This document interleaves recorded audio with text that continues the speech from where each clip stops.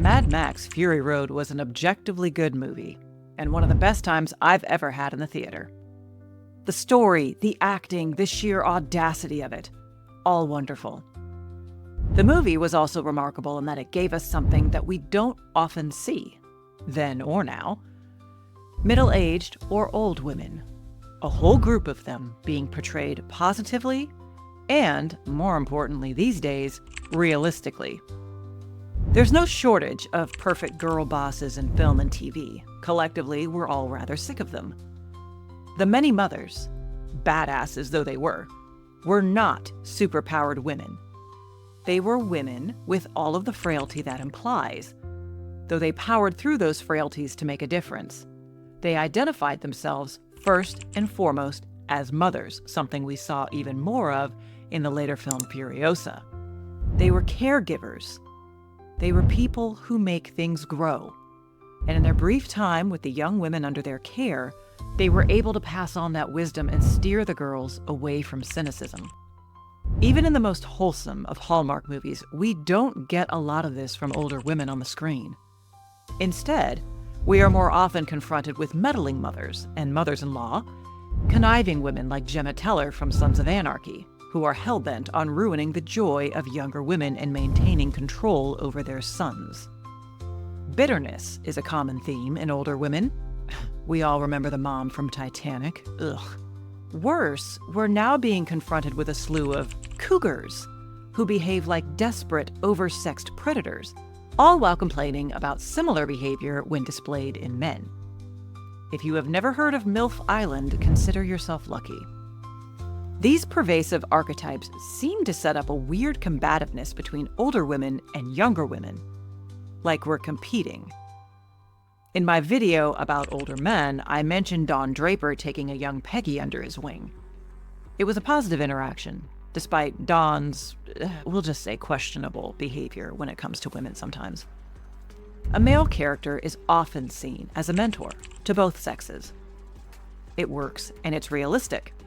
Females generally don't mentor males at work or in their personal lives.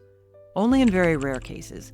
Get mad if you want, point to the one case in a million, it's cool. But as a rule, it doesn't happen. And if you think it does, ask yourself, is it the young man pointing to the older woman saying, yep, she's my mentor? Or is it the woman taking that title for herself? Women mentor other women. Or at least they used to. TV has been better at this than movies, at least in my own limited experience. If any true cinephile out there wants to disagree, please feel free to let me know in the comments. Sheldon's mom on The Big Bang Theory is an excellent example. I know nerd culture has kind of turned on that show in the years, but in terms of Mary, she works really well. She's a loving Southern woman who cares for her unusual son and takes the time to help mentor Penny, her son's neighbor. She visits only occasionally, but her warmth shines through her sternness to the point that even young, liberal Penny doesn't get defensive when Sheldon's mom advises her to wear less slutty tops on a first date to communicate that she's looking for something serious. Going back farther in TV land, Marilla Cuthbert from Anne of Green Gables has to be the pinnacle of female mentorship. Far from the badass heroines of Mad Max Fury Road, Marilla is an old maid who lives with her brother. She and her brother adopt an orphan, wanting a boy to help with the manual labor around the farm. Instead, they get the ginger tornado and Shirley. Anne is in need of some mentorship. How to hold her temper, how to apologize, how to be a regal lady even with limited means. Marilla is stern and won't put up with any nonsense. But she's not hard, and she's not mean, which is rare in TV these days. Often when a female character says something like, "I don't take any shit," what she truly means is that she's an awful person and is pleased by that, and for some reason this is being used by the TV writers as a show of strength. While TV has done right by older women more often, it can commit the sin of keeping their women characters in a perpetual state of 20-something immaturity. Comedies are particularly bad about this. Think of Friends. Yeah, they entered relationships and had kids, but look at their behavior. Did they grow up? Did Monica or Rachel really mature in the 10 years the show was on the air? Or Gilmore Girls, that was even more egregious. The show ran for 7 seasons and then came back with a miniseries 13 years later. Lorelai, the mother, was just as childish and silly as she had been in season 1 of the show, and Rory, her daughter, was worse. Oh my God, so much worse. I will give the show props for its treatment of Emily, Lorelai's mother. Though insufferable and snooty, her arc was the most satisfying in my opinion. The broad-scale infantalism wasn't done as a plot point. I suspect it was unintentional. The writers just kept them this way, and I think it has a lot to do with our collective fear of acting old. I once wrote about how the word matronly had become a slur, though it didn't used to be.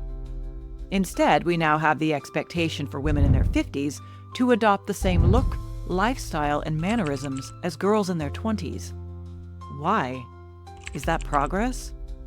Rather than complain about the fact that young women will listen to other idiot Zoomers on TikTok while ignoring their mother's sage advice, I'd like to make fictionalized woman mentors more available to them. TV in general needs to improve in our current entertainment season, but the representation of older women as mentors is especially in need of attention. Older women sharing their hard-won experience protects younger, more vulnerable women, not only from predatory men, though that's a big part of it. They also serve to protect younger women from our accommodating nature. And it is our nature to be agreeable. Don't let anyone tell you society made us this way. There's a reason women with autism don't fit in with girl groups. The natural agreeableness and consensus-seeking found in females is diminished or absent entirely in girls with autism. They see the pervasiveness of this quality among women because they lack it themselves. Neurotypical young women don't see it because a fish does not perceive the water in which it swims. Older women, especially those well past dating and child-rearing, are the ones who can point out what girls cannot yet perceive. Ideally, it would be a real-life woman to do this, but not every girl is so lucky. Let there be more Marillas in film and TV. Let a girl see what it looks like to have an older woman be badass in ways that have nothing to do with throwing a grenade or saying mean things without provocation. And not to be selfish about it, but as I reach a certain age, maybe I'd like someone to look up to as well.